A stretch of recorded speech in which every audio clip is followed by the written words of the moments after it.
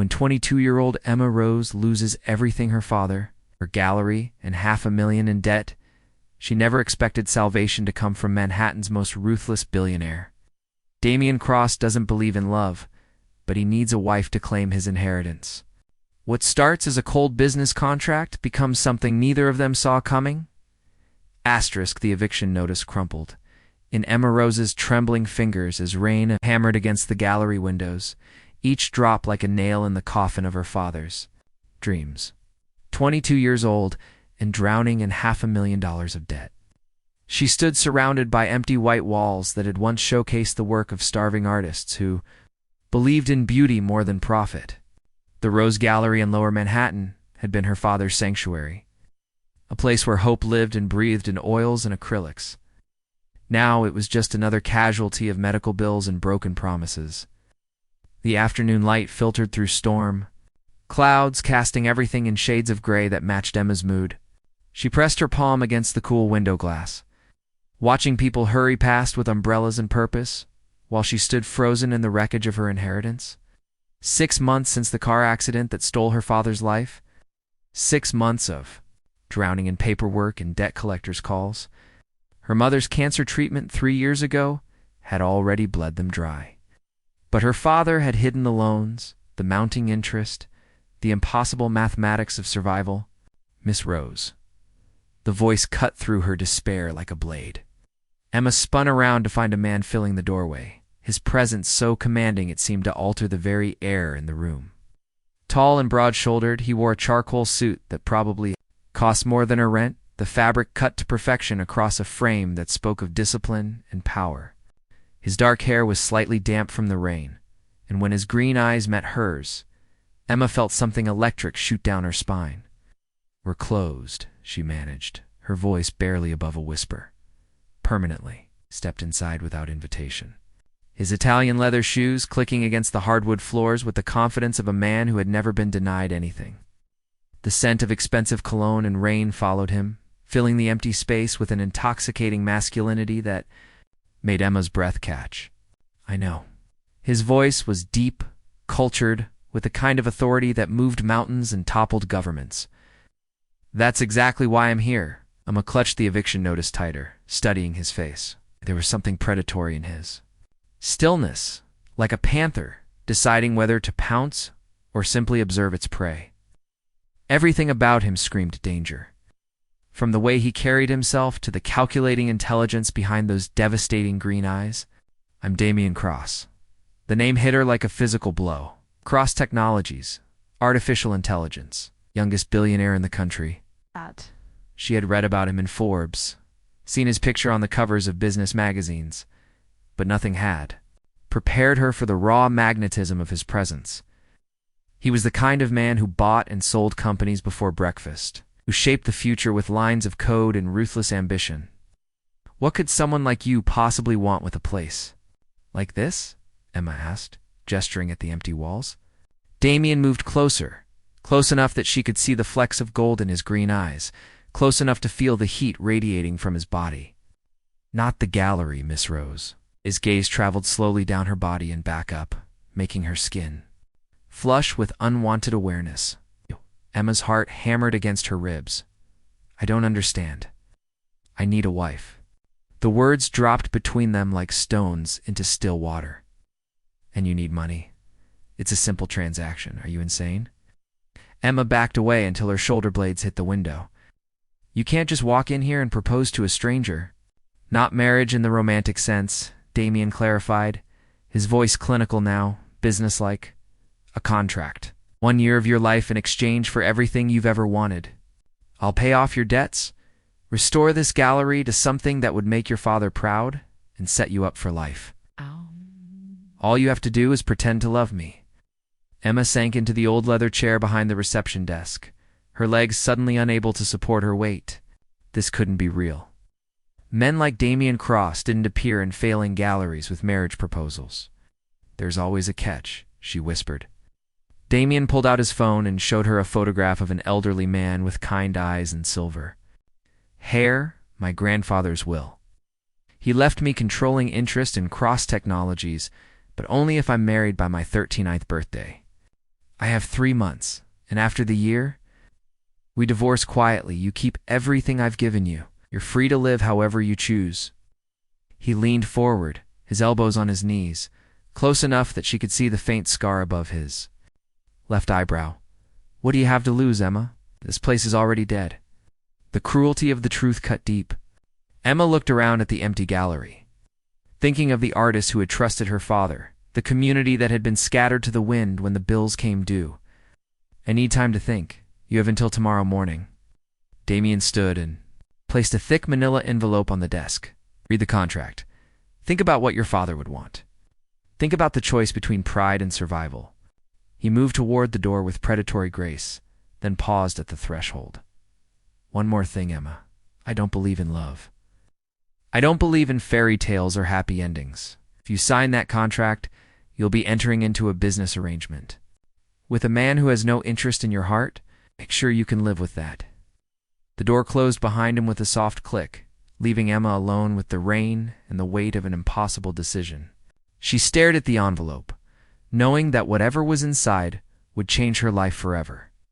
Outside, thunder rumbled like the gods themselves were laughing at the cruel joke her life had become.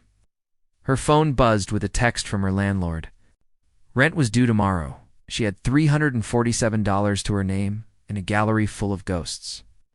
Emma Rose reached for the envelope and felt her world tilt on its axis.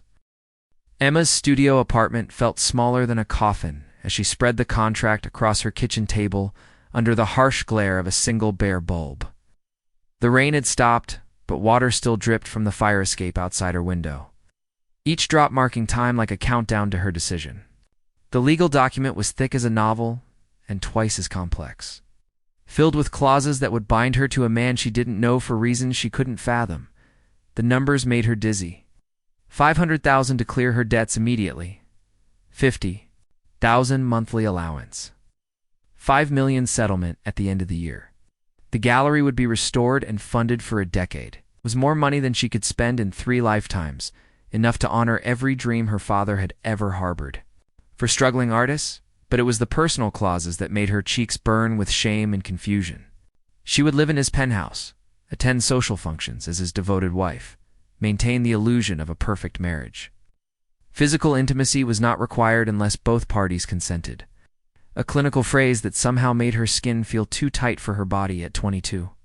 Emma had never been kissed, never felt a man's hands on her body, never experienced the kind of desire that made women do foolish things. She had been too busy caring for her dying mother and supporting her grieving father to date seriously. The thought of marrying a stranger terrified her. But the alternative was worse. She picked up her father's photograph from the windowsill, running her thumb over the glass. "What would you do, Dad?" she whispered to his smiling face.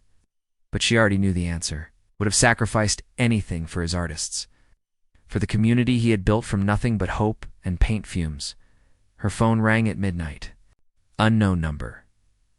"Have you decided?" Damian's voice cut through the darkness like warm honey over broken glass. "How did you get this number? Make it my business to know everything about the people I'm investing in." There was something different in his voice now, softer but no less dangerous. "You're afraid." Terrified, Emma admitted, surprising herself with her honesty.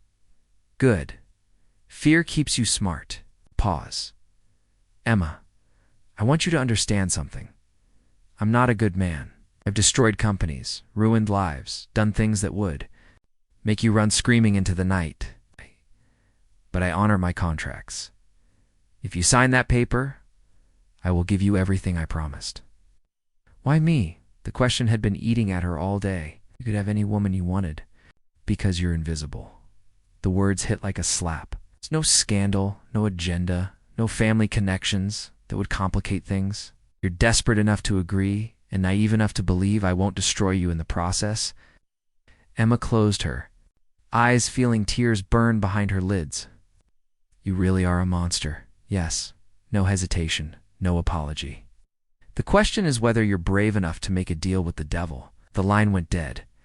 Emma stared at the contract until the words blurred together. Thinking about the young artists who had trusted her father, about dreams that deserved better than bankruptcy and broken promises, she thought about her empty bank account and the Eviction notice crumpled in her purse. At 3 in the morning, she signed her name at the bottom of the contract. The transformation began immediately. Patricia, Damian's assistant, called at 7 sharp to inform Emma that a car would collect her at 10 for legal paperwork.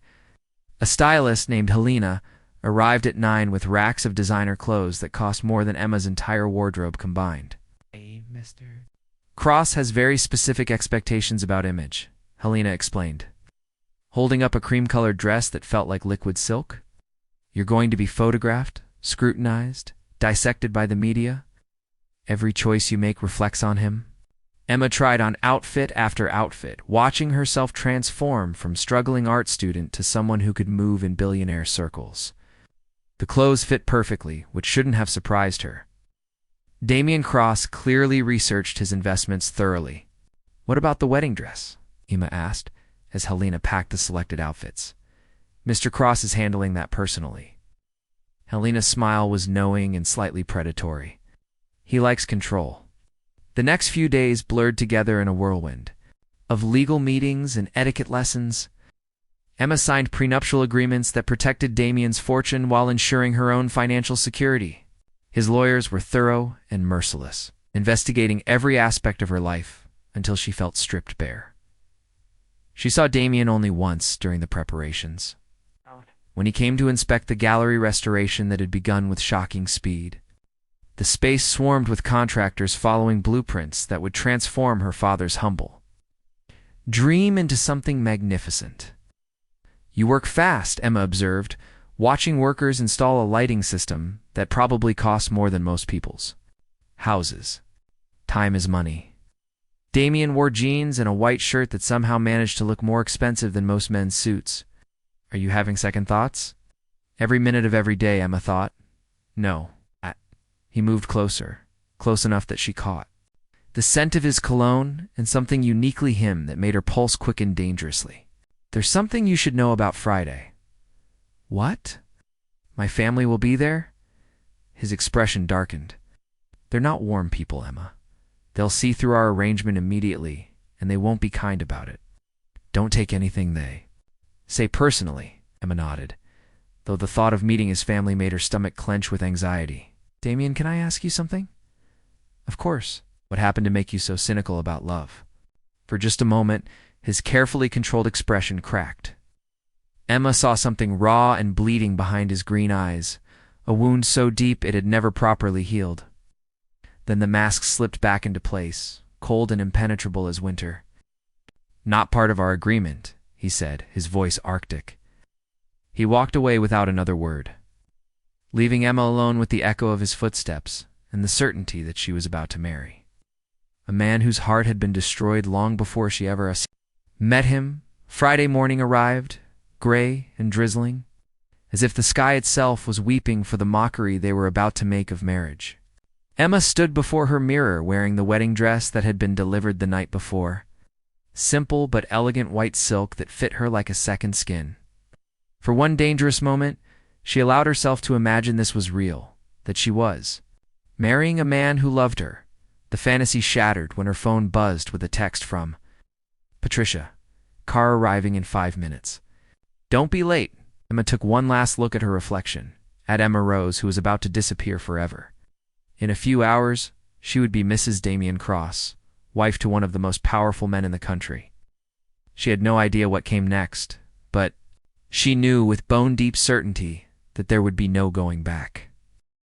The courthouse steps were slick with morning rain when Emma emerged from the black Mercedes, her silk wedding dress clinging to her legs as she climbed toward the imposing stone building.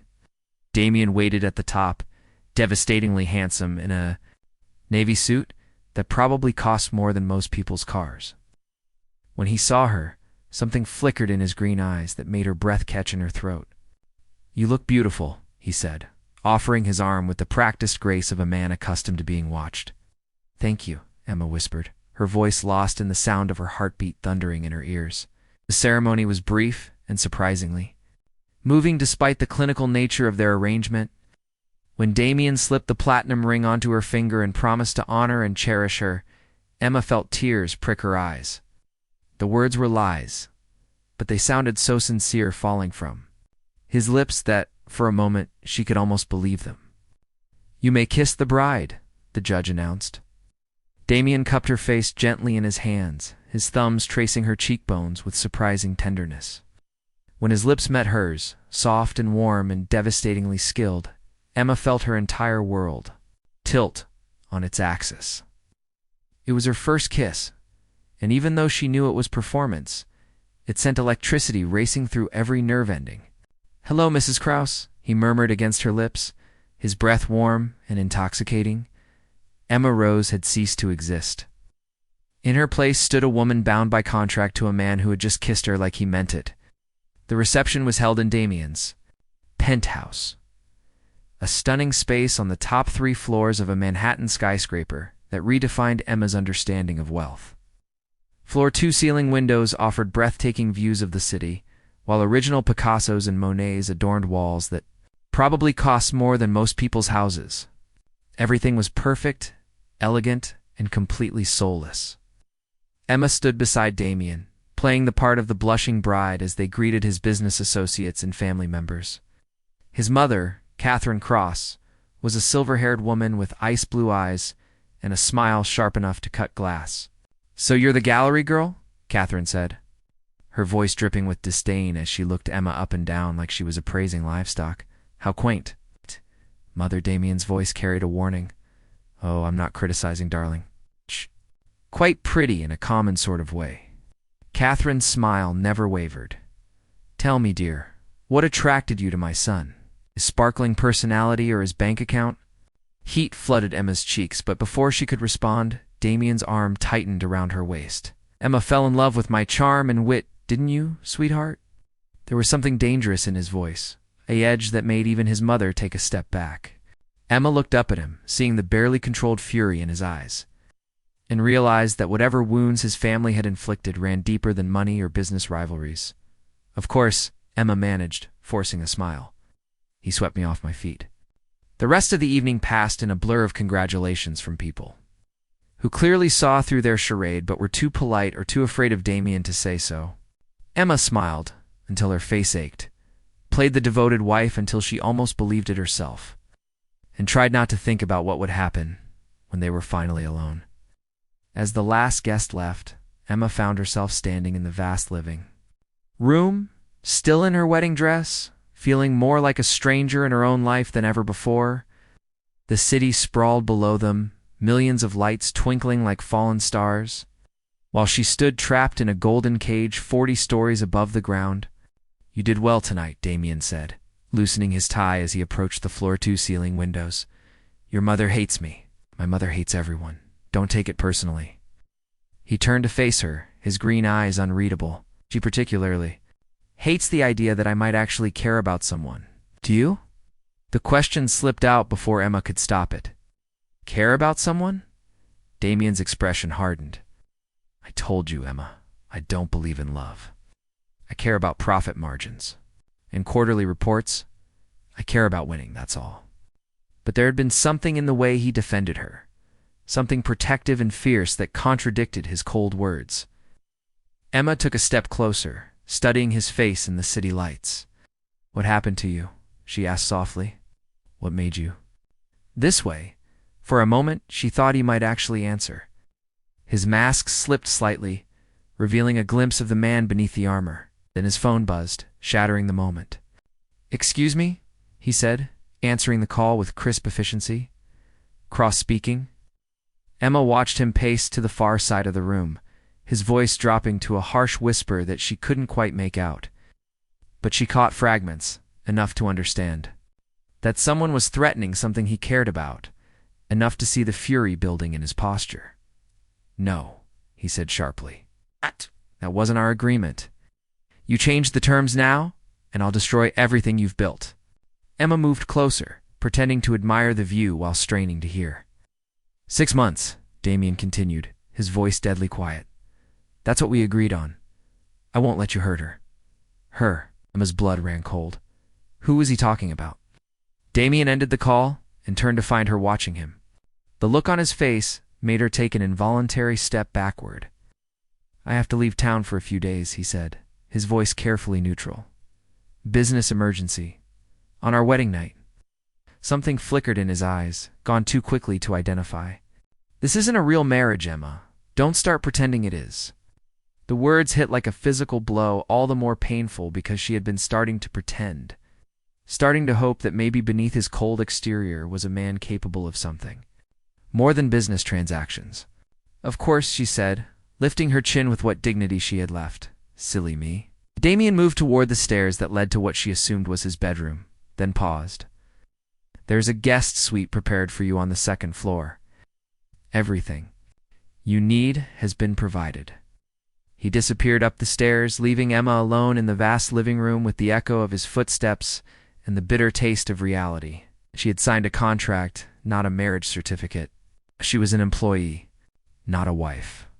And despite the way he had kissed her, despite the glimpses of something deeper behind his green eyes, she was nothing more than a means to an end. Emma walked to the window, pressing her palms against the cool glass as she stared down at the city below. Somewhere out there, people were living real lives, making real choices, loving real people. And here she stood, 40 stories above it all, trapped in a cage made of silk and platinum chains. Her reflection stared back at her from the window, a woman in white who looked like a bride but felt like a ghost. Mrs. Damian Cross, she thought bitterly. What have I done? Upstairs, she could hear Damian moving around, packing for his mysterious trip. Emma closed her eyes and tried not to wonder who the her was that he'd promised to protect. Tried not to care that her new husband was already keeping secrets that could destroy everything between them.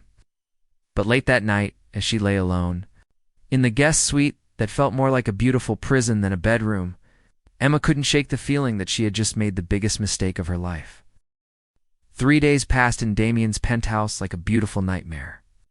Emma wandered through rooms that belonged in architectural magazines, touching surfaces that cost more than most people's salaries, living like a princess in a tower who had forgotten why she wanted to escape. The staff treated her with respectful distance. Patricia called twice daily to coordinate her schedule. Still, Emma felt more alone than she ever had in her cramped studio apartment.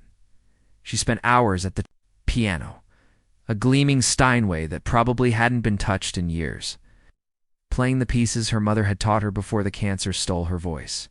The music echoed through the empty penthouse like a ghost's lament, filling the silence but not the ache in her chest.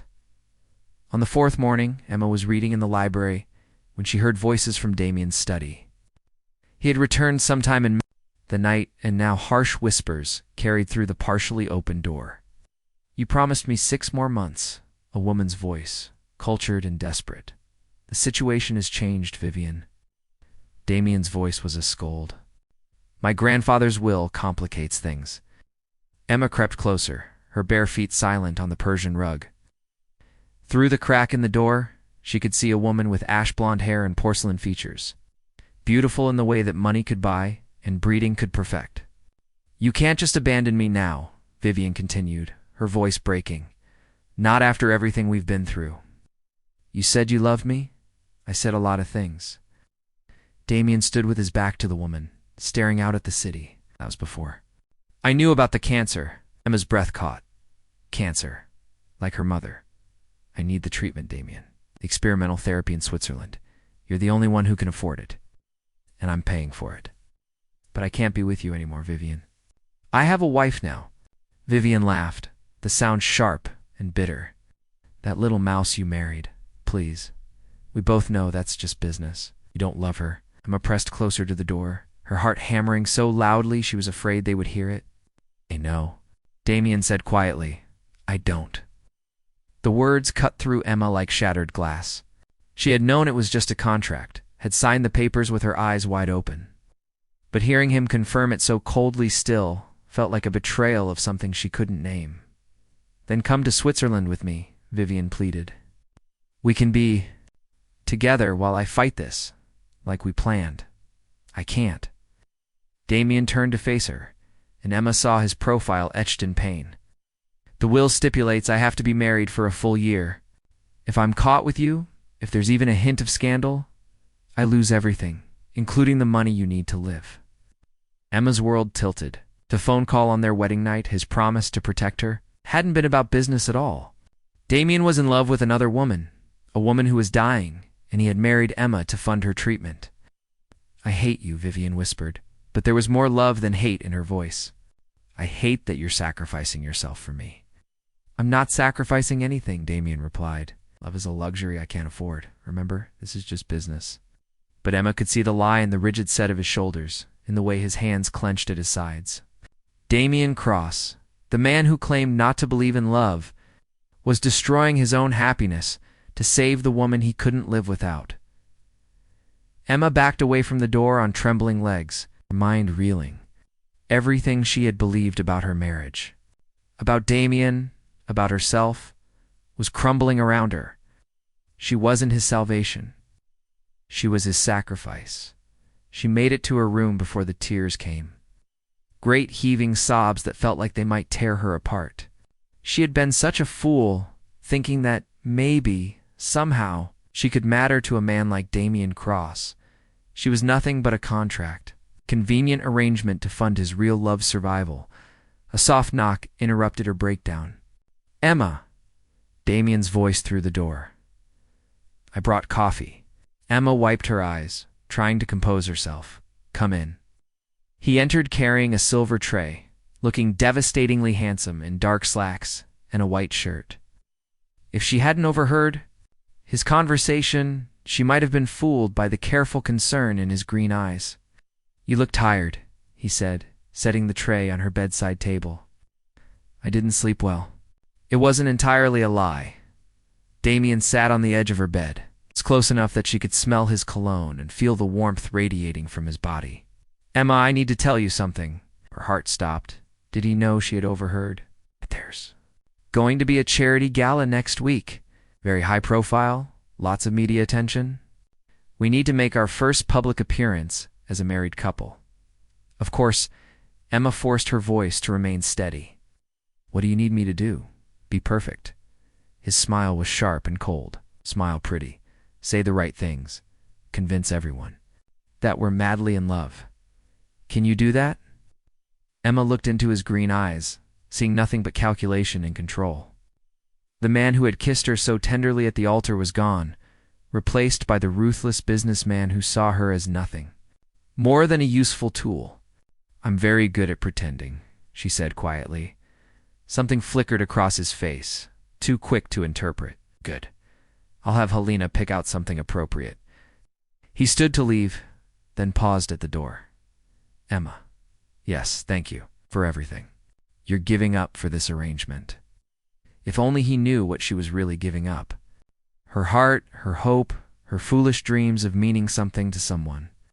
But Emma just smiled, the perfect counterfeit expression she was learning to wear like armor. "It's just business," she said, throwing his own words back at him.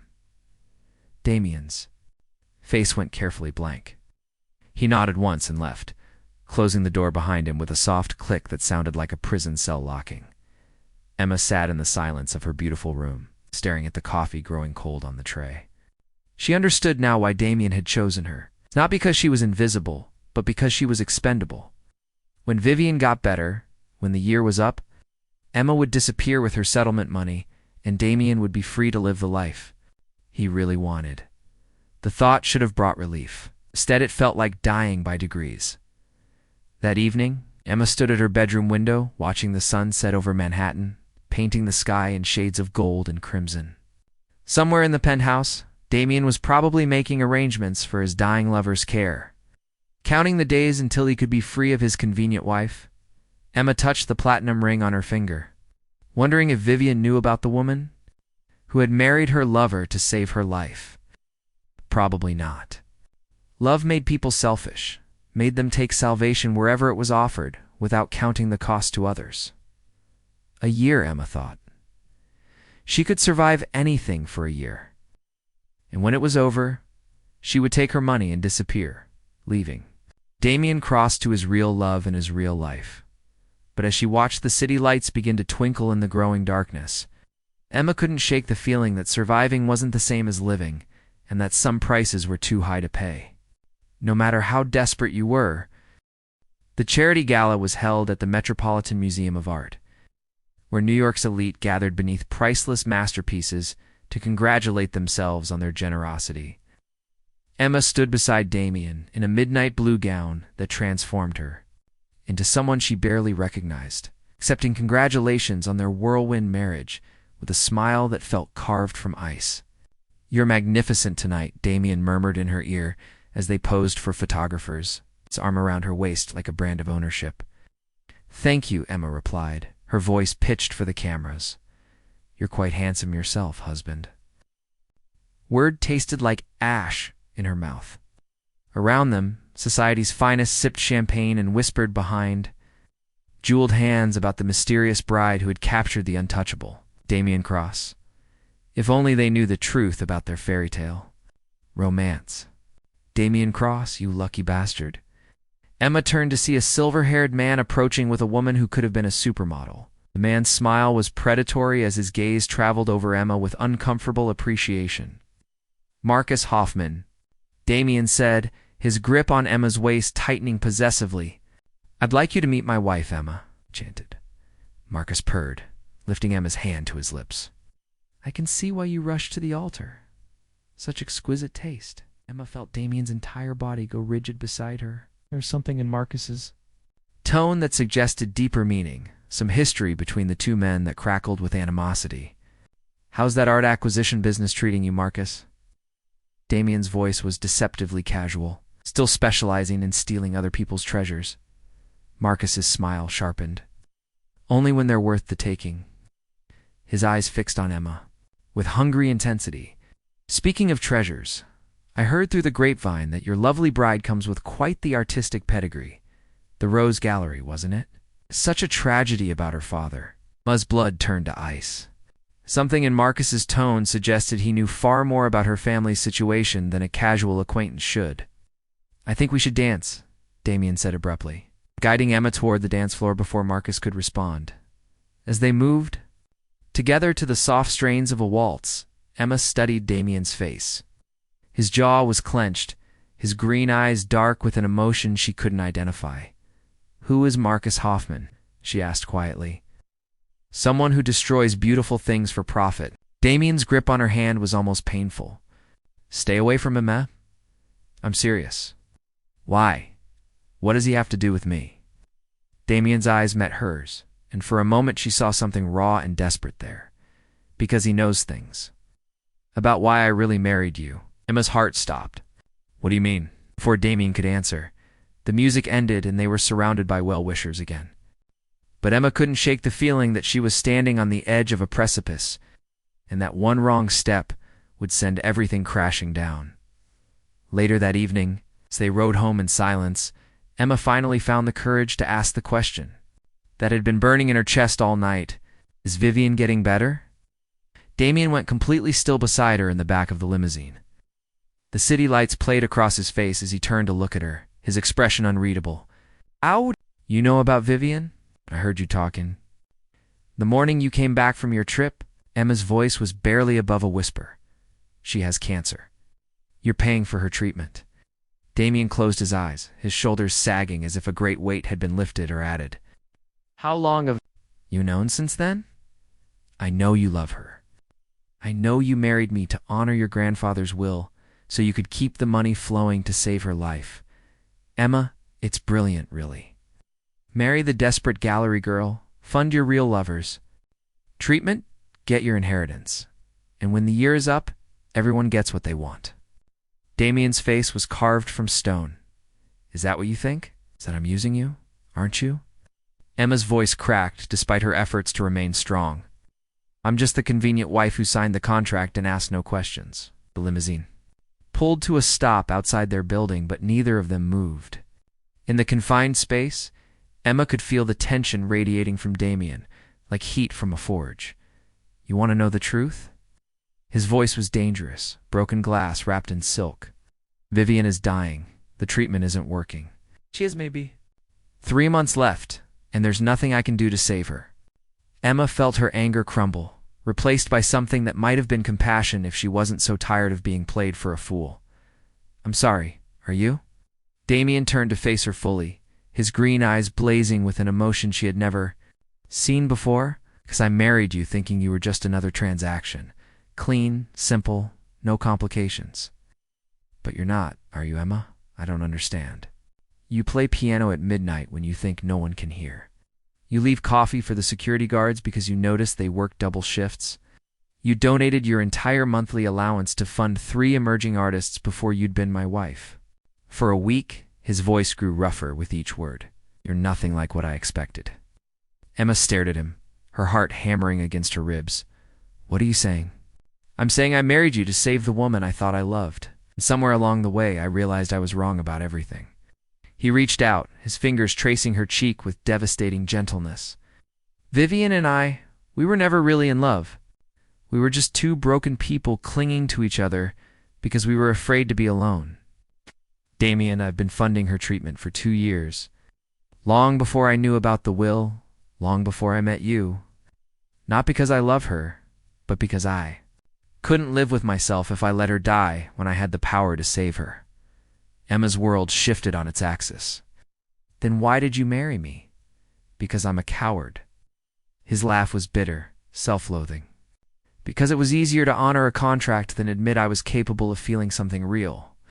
The driver knocked on the partition window, a gentle reminder that they had been sitting in the car for 10 minutes. Damian ignored him, his attention focused entirely on Emma. What are you saying? She whispered. I'm saying I've fallen in love with my wife, and it's the most terrifying thing that's ever happened to me. Emma felt tears sting her eyes. You don't mean that, don't I? He cupped her face in both hands, his thumbs brushing away tears she didn't realize had fallen. You want me to prove it? Marcus Hoffman has been trying to buy your father's private collection for years. The paintings you have in storage, the ones you refuse to sell, because they're all you have left of him. Marcus offered me $10 million for information about where you're keeping them. Emma's blood turned to ice.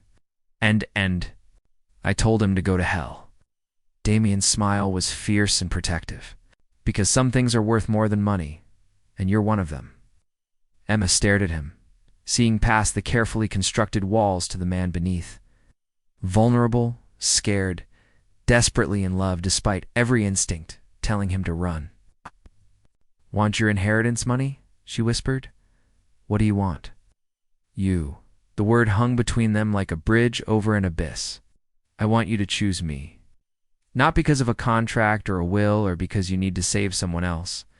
I want you to choose me because you love me.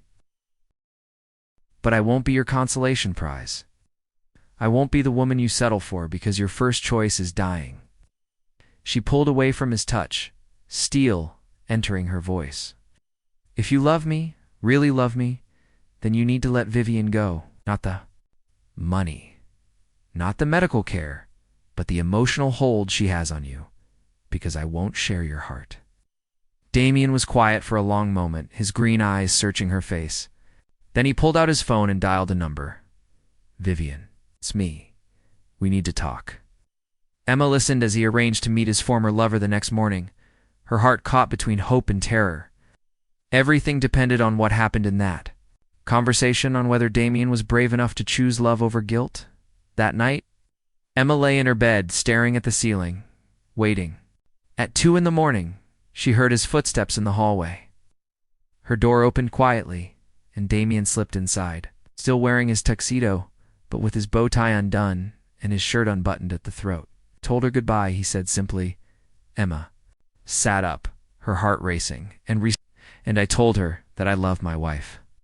He moved to the bed, sitting on the edge like he had that first morning. I told her that for the first time in my life, I want to choose love over fear. What did she say?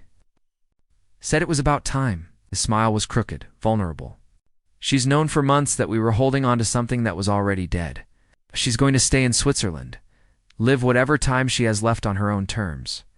I'll keep funding her treatment, but as a friend, not as a man carrying a torch for the past. Amo reached for him, her fingers tangling with his. Are you sure? I've never been sure of anything in my life. He lifted their joined hands to his lips, pressing a soft kiss to her knuckles. But I'm sure about you, about us, if you'll have me. Damian Cross, are you asking me to marry you? We're already married. That was a business transaction. asking if you want to marry me for real this time. Love, honor, cherish until death do us part. The whole terrifying package. He leaned forward, resting his forehead against hers. Emma Rose Cross, will you do me the honor of becoming my wife? Not because of money or contracts or inheritance, but because I can't imagine spending another day without you. Yes, she whispered, and then his lips were on hers, soft and desperate and full of promise. They made love as the city slept around them. Not the clinical transaction they had both expected, but something beautiful and raw and real. Emma gave him her body and her heart. And Damian worshipped her like she was something precious and irreplaceable. Afterward, as they lay tangled in silk sheets with the dawn light creeping through the windows, Emma traced patterns on Damian's chest and marveled at how completely her life had changed.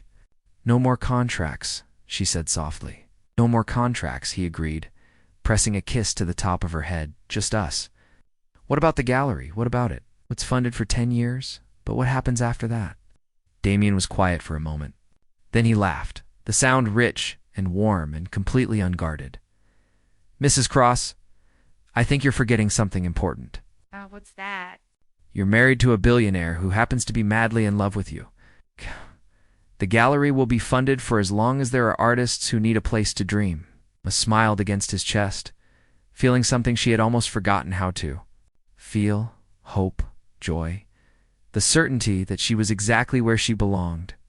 I love you, she whispered. I love you too, he replied, and for the first time in either of their lives, the words were completely, utterly true. 6 months later, Emma stood in the Rose Gallery watching a young artist hang her first painting. The space was everything her father had dreamed it could be, filled with light and laughter and the kind of hope that only came from believing in impossible things. Beautiful work, Damian said, sliding his arms around her waist from behind. She reminds me of myself at that age. Scared, desperate, convinced that no one would ever see her. And now?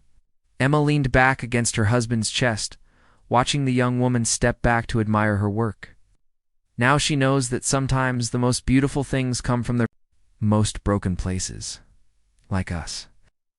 They stood together in comfortable silence, watching dreams take shape in oil and canvas, knowing that they had found something worth more than all the money in the world.